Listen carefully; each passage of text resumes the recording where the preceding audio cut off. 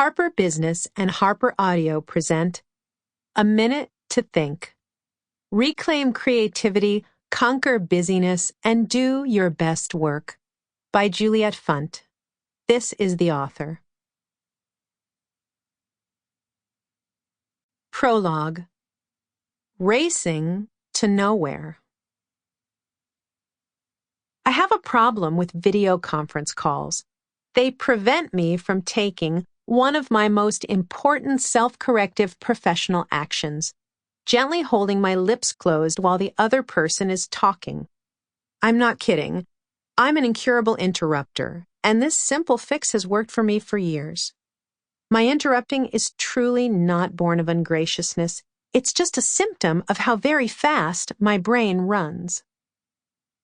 Over 20 years of keynote speaking, a signature of mine has been a rapid onstage bit called the Fast Day. At breakneck comic speed, I parody the hair-on-fire flow of a very busy person's day. Everyone's always surprised I can talk that fast, but for me, it's just like my inner tempo is finally getting to come out. Looking back, I see that as a result of moving quick, I also had trouble determining how many activities I could do each day. In my raw state, I always have a desire to squeeze in more than is logical. Once, during a particularly busy time of life when I was taking on way too much, I burned my inner arm on a curling iron because while using it, I reached around with the other hand to simultaneously put on my mascara. Then, in the same overbooked week, I sprained my ankle and found that the top of my crutches hit right on my little burn, making walking impossible. I was finally forced to cancel everything, retire to the couch, and just stop. To this day, I remember how good it felt to just give up and sit for a while. I was not, as you can see, built to take a minute to think, or to pause for even a moment during the day, and that's the irony of my whole professional life.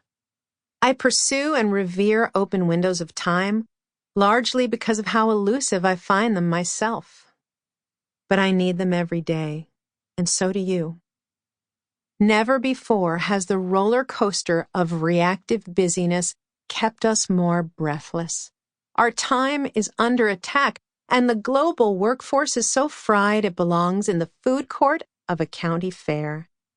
A favorite t-shirt motto perfectly describes our overloaded, multitasking, screen-addicted lives.